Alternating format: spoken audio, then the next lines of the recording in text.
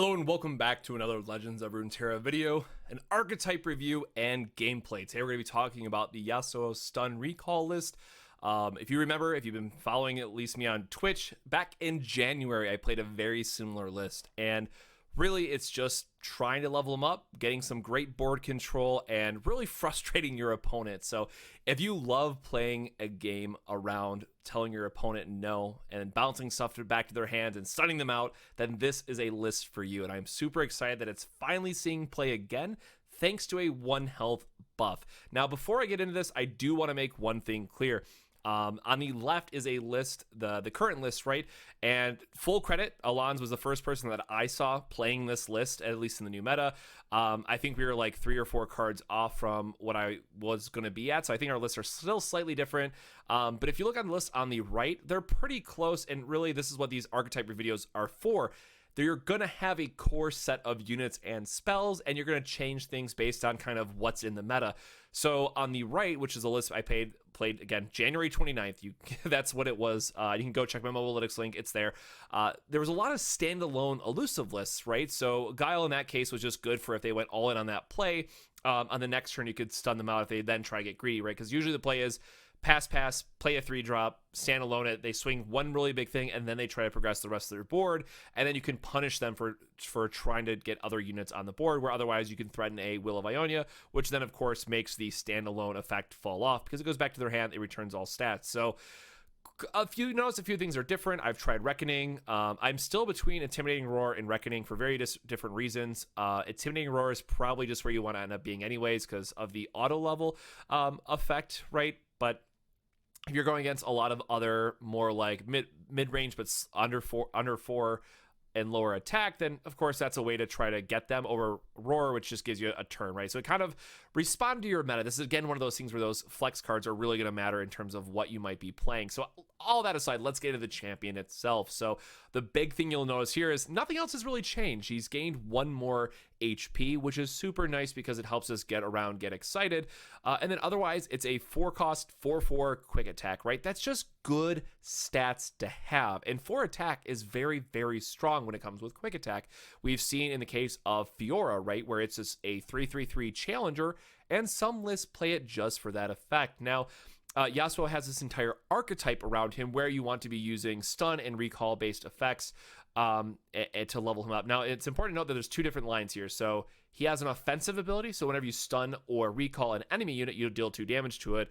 But then also his level up effect is just stun or recall, period. So if you use like the actual recall spell, the 1 cost, bouncing your own unit to your hand for value, it's like dodging removal, Shadow Assassin, you just need to draw more cards. That's still going to help his level up condition. Now, I'm not personally a fan of recall, at least in the current meta and kind of how certain things are lined up, but with a set 2 right around the corner, it might be able to see a little bit more play, and I think it's at least worth having a discussion around.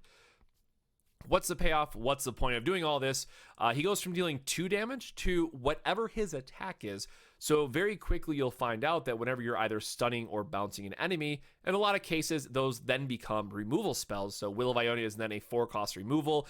If you play Sentry and stun your opponent, it's going to be a 2-cost or 3-cost removal, depending on what other cards you have. And then, of course, with Intimidating Roar, if you get their entire board and this levels up like, midway through it, he'll level up, then hit the rest of them for 5. So this is a very strong effect. And then again, he has 5 HP because of the extra 1 HP that he got. And again, this is the point where he has quick attack. You're never going to block with him anyways, so they have to waste Thermo Beam on this. And then, of course, you're going to have things like Deny. So I really love this card, but it's very important that you build this deck and realize that you're not going to see this every game. So what other units and spells, like what else makes up this list? Now, of course, if this is in play, you can protect it and you get the effect for several turns. It feels so great to play. This is one of my favorite set. I know I say this a lot, but for like actual archetypes and what I like to be playing, I like playing more board heavy control attrition lists. So if you're a Magic player, Jund, that'd be the quickest example. And this really plays to that strength. But the last time, again, I tried to play this, everyone was playing like these, championless, unitless types of lists. There's Karina Control was way more popular back then as well, or standalone, where if you just don't draw the triple Will of Ionia, they win type of thing. So that was a very bad meta for this card and for this deck in general. But I think now as people shift and they try to play more of these like Ash Noxus mid-range lists as we get ready for Sejuani, if we think about Callista, there's a lot of room for this to come back. Now, I could see this falling off before set 2 comes, around again, but there's some other streamers who are picking up on it. It does, as of the time of recording this, it has a very positive matchup in the meta, but unfortunately that can shift very quickly if people realize the obvious weak points that this list has that I just mentioned. So what are the key spells? Again, I always like to mention units and spells that you might want to be looking forward to. And this one's a little bit more difficult to kind of piece apart because there's so many kind of key pieces, how they come together, especially as you'll see with the units here in a little bit. But at least for spells, I think these are kind of like the ones we can all agree on. Deny, you have to protect your win conditions, and it's just an all-around good card from Ionia. Will of Ionia, as I mentioned, as you're playing against those more mid-range and maybe top-end cards or decks that are playing Tryndamere and stuff, you just want to be able to bounce their card, get it off the board, and punish them for it, right? Because you have Yasuo, you're playing early, it's a 5/5 quick attack. I can pressure your opponent very, very quickly. And then the last one is Intimidating Roar. Stun all enemies with 4 or less power. This one's, it's a little difficult right now, and I'll be very honest with you. It's a 5-cost spell. It's kind of weird to when you want to resolve this. And there are some cases where, especially if like the Bannerman deck still pops around, where they play a single Bannerman, they get out of range of all of it, and then you're like, oh, I have a 5-mana spell that does nothing in my list. So keep in mind, I've talked about this, and I've talked about Reckoning as the other one, and both these kind of fall in the space of, yes, I think Intimidating Roar is a more iconic spell because of how it interacts with Yasuo, because again, it's stunned so that you can basically auto-level him off of this, and I've done it, and that's probably the most fun thing you're doing in this list is when your opponent plays a full board. You have Yasuo, they play that 6 unit, and then you just stun them out. It's fantastic. But it's very rough if it goes to more a Freljord big units type of meta, so be careful. Again, I think it's still the most iconic for how it interacts with him, but I have had plenty of matchups where this is just a dead card, does nothing, and you just kind of have to accept that sometimes. So going into units, and this is where it gets a little more difficult because I said there's so many like key pieces, and at least of the time of recording this, the Noxus and Ionia spoilers are not out for set 2, but I think it's going to be difficult for them to give something that's not directly related to this list, and that's generally good for all of Noxus type of thing. So I think this archetype is pretty set in stone, and maybe only 3 or 4 cards will change based on your meta. But in terms of like key units you're playing, I think all these are just solid. You might change some numbers, you might take out some depending on what you're running into, but overall, they're just good. They're just very solid units. So Fae Blade Twirler, this is really one of your alternate win conditions. It's great that it comes down early, and generally the way that goes, it starts off as a little 1/3 quick attack. Not a big deal, but as you're playing the game, as you're then playing like the Sentry to stun unit, it suddenly becomes a 3/3, then a 5/3.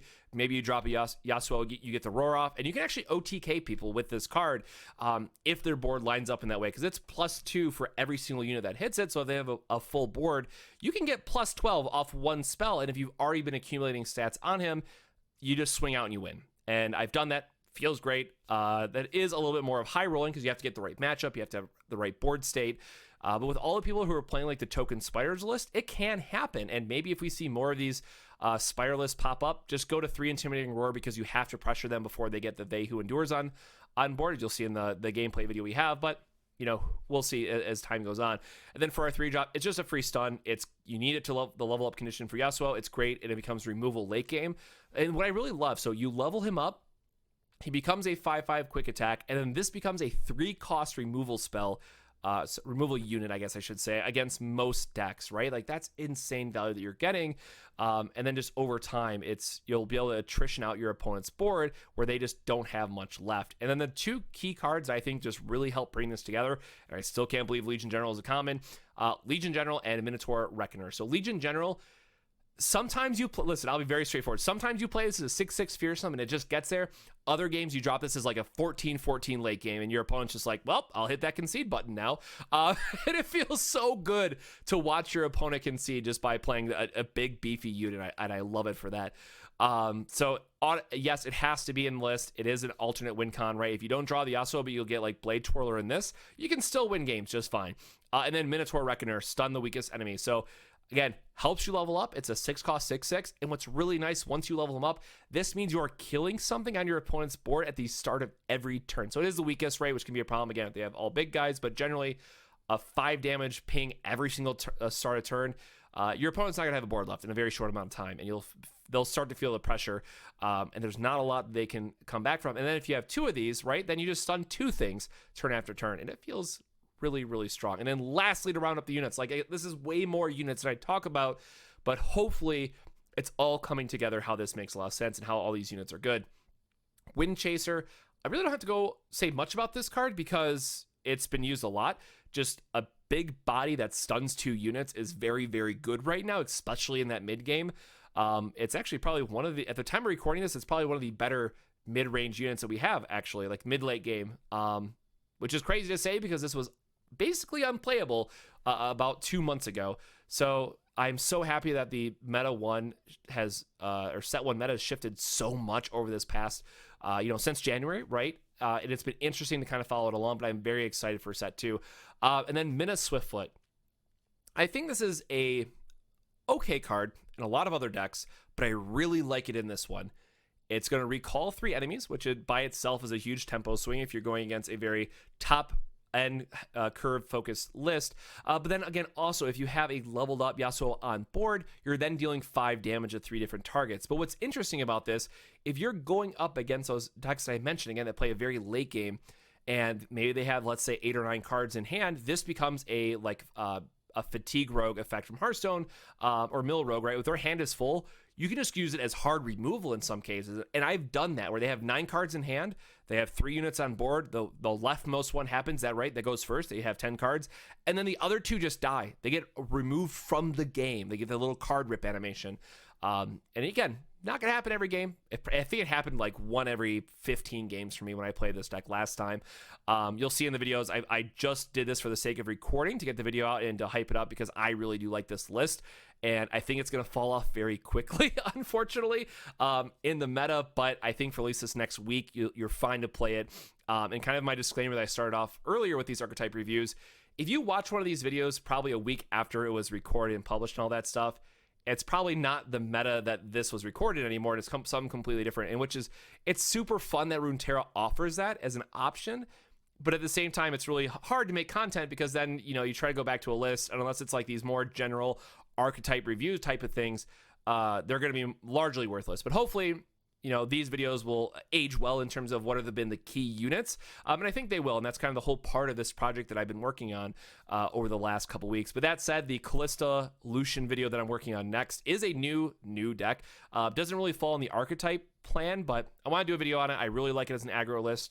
And then it'll probably be up, towards the end of the week, Thursday or Friday. We'll see how it goes. But with that, that's a quick look at, again, the Yasuo archetype. Again, calling it an archetype because it's meant to be a high-level overview about the different cards, the key units, key spells that you can be looking forward to and that you should be playing in this list. And again, I think it's a solid, probably tier 2 list at the end of the day once the meta stops shifting. But you have these things where it's like really good for a couple days and people don't adapt yet, and then it falls right back into its slot. So if you can, please play this deck well. It's so fun to play right now and well positioned in the meta, because a few days from now, it might not be. But with that, that's enough rambling. Let's get into some games. So looks like up first we have a Noxus Freljord list. So this is most likely going to be the Ash Reckoning list, which could be interesting. I mean, seeing this in your opening draw is always pretty good. And I don't think we need 2 of these. We might want to keep in case they hit their Ash early. Seeing the Tryndamere a little interesting, so maybe it's not directly the Reckoning list, but 1 stun effect, 1 Yasuo, and I think Reckoner could be very good for us here. Generally with your mulligan, you want to see one of your answers, right? And I know that they're playing a slightly slower deck, so you want to have like a particularly Blade Twirler, right? Just because it's an early aggro card, that's always nice to get down and get value for you. But seeing this in my opener felt pretty bad to pass up. So no point in mulliganing that away. So gonna bank some spell mana, which also isn't awful here, right? Because we have the Twin Disciplines. Not being on the evens is a little bit awkward here. and that hurts. And I don't want them to get the value this turn, so... Well, they just lose this, and then they do an open attack? I guess that's fine. Like, we have the attack token, so playing this doesn't really do a whole lot for us. And I have to imagine that our opponent's going to play something else here anyways. Nope, they're just going to run that out. All right. So this is potentially fine. She is going to go to 3, so we can't kill her with just the stun loop, right? Unfortunately. But we do have a 4/4 quick attack now, which should be pretty good. You know, they can't Culling Strike it. They can Frostbite if they really want to, but otherwise I think we're in a pretty good spot with this. I think not.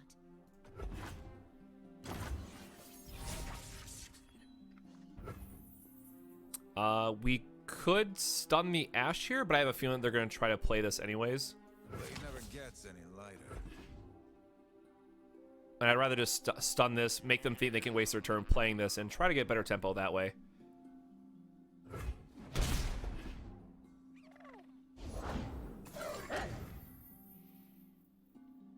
Interesting. So now we can just bounce the Ashe instead. Like, this is an issue, right? We have to maybe try to get them to play something again on their turn. Otherwise, they just open attack, freeze it, kill it, and that's certainly no good either. So we will go ahead and just bounce this back to their hand.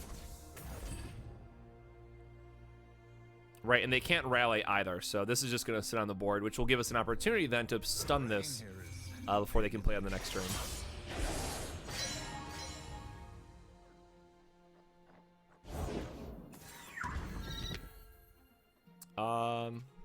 I think we just want to save this spell mana. We could do our elusive to draw a card, but what we're going to go up to 5, 6, which would be double stun or stun plus a disciplines. Actually, no, we are fine. We can take the draw here. This is also going to help us get some pressure as well. Spirit's Refuge really is one of more of the flex cards in this spot. Really not needed for all of them, but still okay for what it wants to be doing. So super interesting that they went for the open attack, so we will actually just cycle this away while we can. This way it'll remain stunned and they can't just play this and rally and attack her, right? So we just pass. They play that. Stun it as well, just so they don't get value. And this does give us an option to kill it, right? Because we do have another stun in our hand if we want to go that direction. Oh, no! They do have the 2-drop. They are going to get it. So that's a bummer, but we do still have one of the steals in our hand.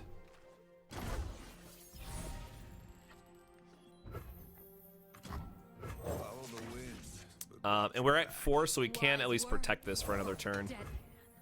That's a bit scary, though, right? Like, they have another frost effect plus something, so that hurts, but I think because we have the twin, we can at least try to save it.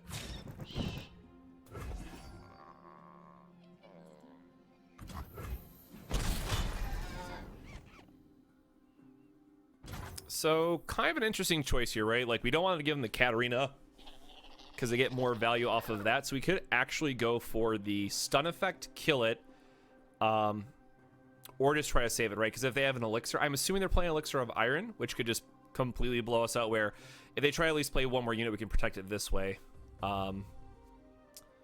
Really gonna need something to help draw us out of it otherwise. Or we could do like Might plus Twin, but you know, using 2 cards feels bad. Oh, there you go. That's one way to do it.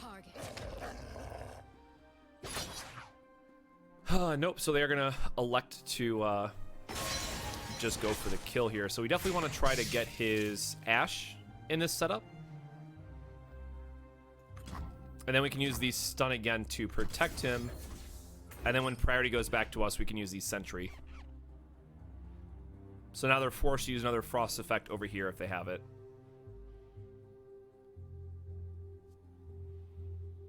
And plus we're looking at a level up. So I mean, we have a level up condition plus the Minotaur Reckoner to hopefully start picking apart their board. So as long as this can stick, I think we're in a pretty decent spot.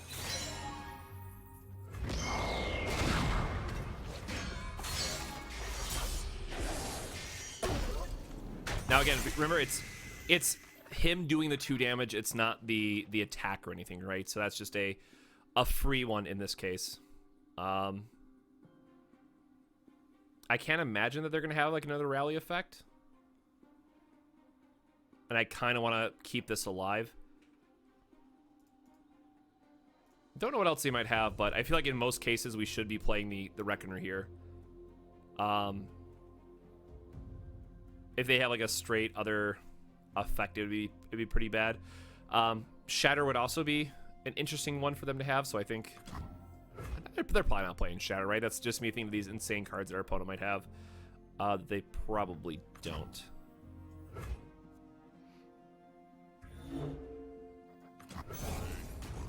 I'm gonna go for it anyways, I think. Even if they do have something here, just getting the 6/6 down will help lock up their board. Okay, so good. They're playing a Hearthguard, they want to boost their list. And now this will clean it up, and then plus we can do this to now kill one of these instead. Maybe I do.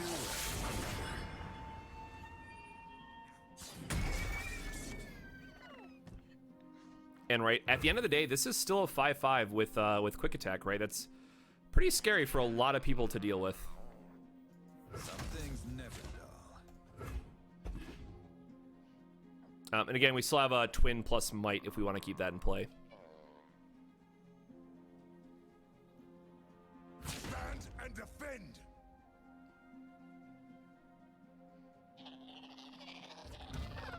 So if they have another frost effect, it'll be interesting. This is our homeland. Not a whole lot we can do against that if they do. Probably just use the Spirit's Refuge to save it, if that's the case. Gotta try to save our twin just for better blocking situations where the life gain's probably not as important. Okay, so they're spending a lot here, right? So this Reckoner, this should just be good game then. Good results. Ooh, they are gonna draw a lot here. Very nice. Very nice by our opponent. And I don't want them to have a open attack, but they'll probably have another. So what, we get 2 stuns, 2 kills. So it's this, and it actually should kill these 2, right? Because this has an extra health. I think that's fine, actually.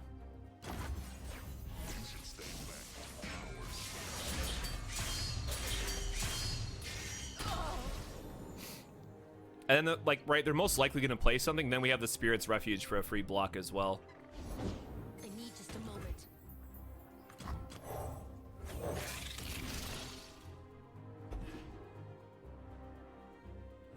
Now, they've only played 2 of these, so there could be a third, and I'd be very sad if there is. But, you know, our opponent did just draw a ton of cards, to be fair. Victory requires a sharp blade.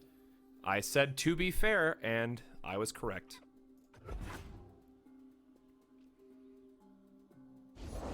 Only the finest serve. Oh, no! All right, so we're going to get we can do this plus Spirit's Refuge, I guess. All will kneel before night. Right, because he's going to lose a lot of stuff with the double Reckoner. Ionians.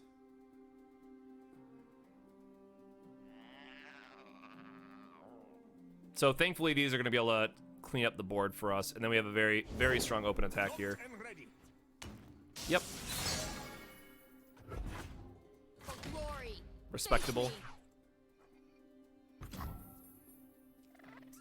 I think we actually want to save the 5 health here. And save this for, like, we're gonna use Twin Discipline to boost this instead, so I think we just do this, do it this way.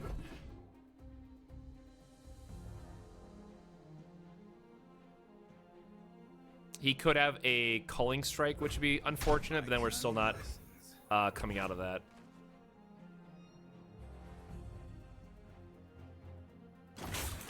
Cool. All right, so this should be turning the corner for us. And then we have the Might into our... Oh, no! That's... Alright, that's kind of a feels bad, right? Because we could have just bounced a bunch of stuff. 1, 2, 3, 4, 5, 6, 7, 8, 9. Oh, we have like a triple kill on whatever they play. So, yeah, we're going to go ahead and open up the attack here. And then this should just be GG. Yeah, so we have the answer either way there. Really awesome game to showcase the Ashe Noxus list that I kind of mentioned, and I really like that 4-set too, thanks to Sejuani. So I think that's a very, very solid deck that you can put together. and start looking forward to it. So hey, that's one game. That was a pretty good showcase. Let's see if we can get into one more good recording of this list. All right, immediately getting into another game, and looks like interesting. I'm gonna assume this is gonna be a They Who Endures list, which is interesting. They Who Endure can be actually really, really good against us. We have one of our key pieces. We keep that. Shadow Assassin's just a freebie. This is one of those games where you really want to see it plus Intimidating Roar. Yeah, I think we shuffle away those two, right? So the way that we're going to win this game is if we can hit the Yasuo in play plus Intimidating Roar into their big spider plays, because unfortunately we don't have a good way to really deal with going wide board otherwise, and they could just chip away at us over time very quickly. See the Damascene border from here. Yep, looking like it's going to be They Who Endure list. So it's kind of nice that we get to bank some spell mana. The Spirit's Refuge might come in handy in this kind of list, but we'll see. We'll see how this shapes up for us. They cannot hide. This is kind of nice too, how we just get to keep back on the Culling Strike. We could block this, but I don't want them to be able to Vile Feast us for value, so we just take the pass here. We could try to dig deeper to try to find our immediate answer, or we just play this because we want to start getting value, and then we can open up with the Blade Twirler, and this is our more aggressive line if we do it this way.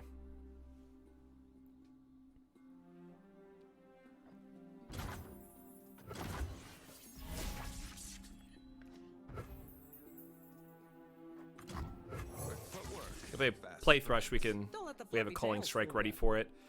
The Trinamir is going to be rough. Nothing we can do about that. That's probably looking like a one of. So it's probably like 3-2-1 is what their list is. And Trinamir is just a alternate win condition. So this is a little scary that they're just doing nothing. You have to get me out of here.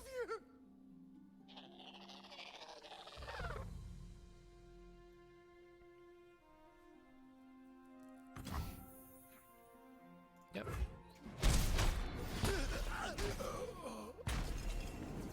They still get a spider. They still draw a card. I mean, we can do another Shadow Assassin.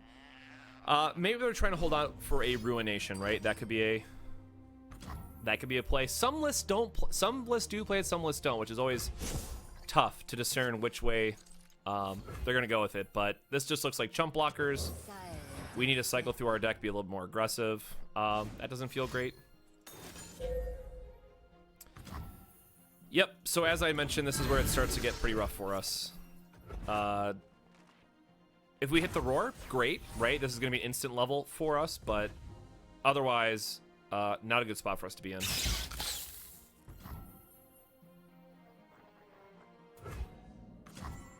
We are definitely forced to use some blockers here. We have another Shadow Assassin, right? So at least we can cycle that. And I don't think we can ever block with this just because we don't want them to be able to like pump and then kill it that way. We could use our Twin if we want, but Legion General hopefully can get us some value more long term. And potentially we need to save this just because it's this plus stunning his entire board should be like an instant win con for us. But we're gonna hold on here, hope to find our Spirit's Refuge and or our Roar. Man, we are digging at this point.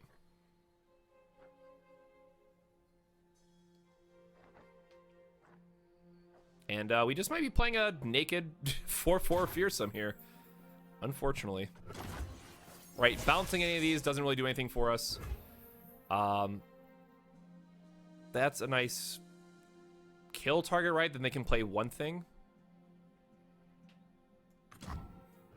But this is usually something you want to save for like a Thresh or a bigger play, especially given this board state. So this just might be a swing and hope for the best type of thing. I face my fate. Your turn. This is probably going to eat a Vile Feast now, unfortunately.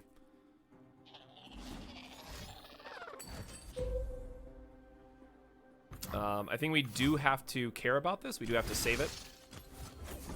It's one of our other key cards in this list. And again, we do have some bounces, so we just need to get through this, get them on their They Who Endures plans, and we have quite a few turns that we can just kind of lock it out and not really care about what our opponent's doing. So that's the game plan so far. We're going to hope for the best. One thing I'll say about this, you know, if you watch the first half of the video, I played this list back in January, towards the end of January, and it's very rough. You're gonna feel like you're just unbeatable some games, like you're so far ahead, there's nothing your opponent can do, and then there's other games where it's like, oh, I'm kind of stuck, what do I do here? And you somehow survive with 1 HP, right? And that's kind of a tough spot for a lot of people to be in. So I think in this case, we are going to go ahead and use our bounce, get that back to their hand. We don't want them to do an open attack, and then that way when they play this again, we can do a stun on it. And we might actually be able to kill it through stun effects. And again, slowly powering these up as well can be really nice for us.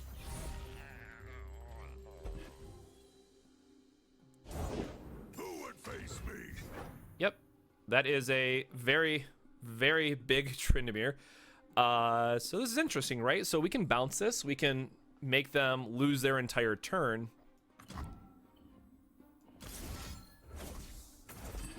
And then we can develop our Legion General, who's now going to be able to swing past both of these. So we actually might... Yeah, that should be fine, actually, right?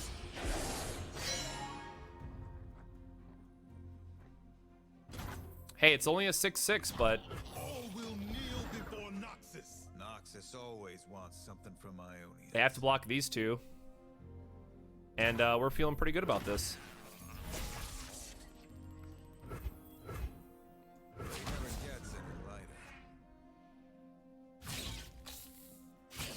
Now, they could have a Vengeance or something, right? That's going to mess us up, but we can add 3 to this. It brings it up to 8.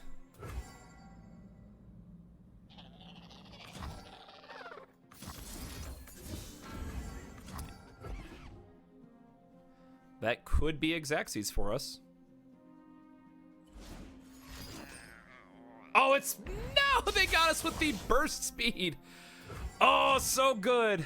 Oh, so good. And now our unit's going to take a point of damage here. All right, you got me. Okay, so we still have the stun. We still have a Wind Chaser for their turn. My blade grows restless. Yeah, we don't care about that. That's fine. Because, right, their play is probably like a They Who Endures. We stun both of them and we're fine.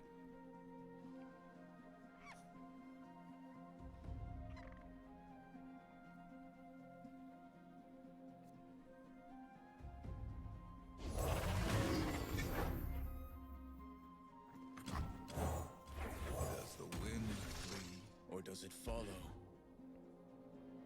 I can't believe we still don't have a flip this game either. It's kind of crazy.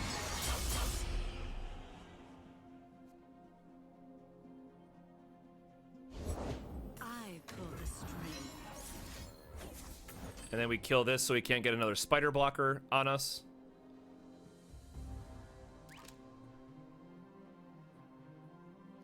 Please no more blockers.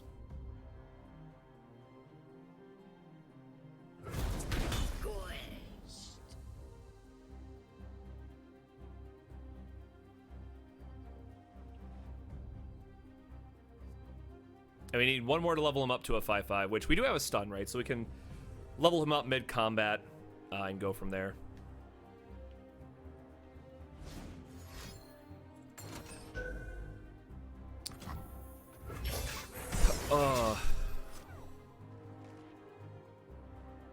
Yeah, they have like another Vile Feast. I guess that's kind of awkward, so we just want to save up the deny. Maybe we're supposed to kill one of these. Ooh, there's a stun for us. Does a stun matter, though? Because, like, they block this, and... Oh, this is only attacking enemy, right? So we can't level him up right now. We'd have to go for the stun effect.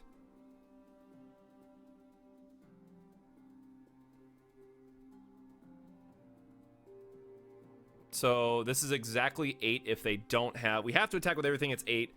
And just hope they don't have anything? Or we could just stun, but if we do that and they have an answer for, like, another unit...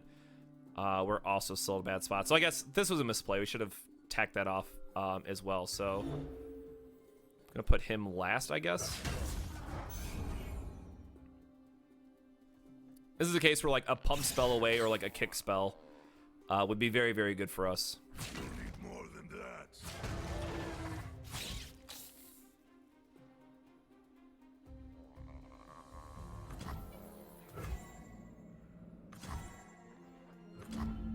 Oh, I keep forgetting that this is... Oh, I just said it and I forgot already.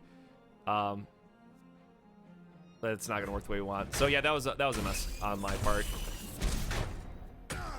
I don't know why I was thinking that this would not deal damage, but it still does damage on the crackback.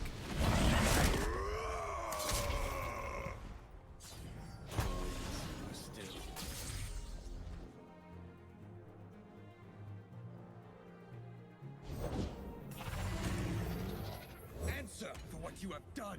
We can still kill it this way too, which is nice. The Trinimir is going to be a little bit rough, but we might find something for it.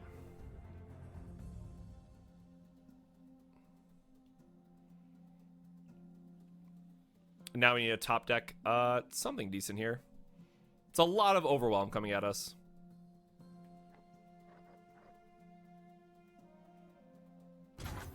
So again, a misplay, but I'm not sure that would have changed anything. Like this would have, I guess we could have kept a stun effect in our hand. Would have been potentially better. But I think we're just losing too much on this exchange.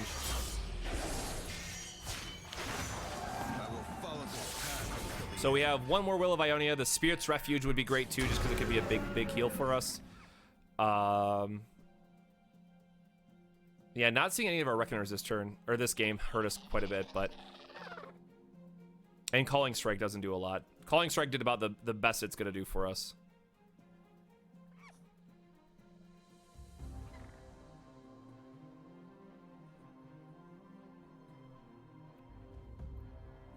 Playing it out this way also got one of his big trample guys off the board, so maybe we just had to make that sacrifice. I'd have to go back and do the math on it, and I'm quite too lazy to do that. But for those watching at home, go back and check it out.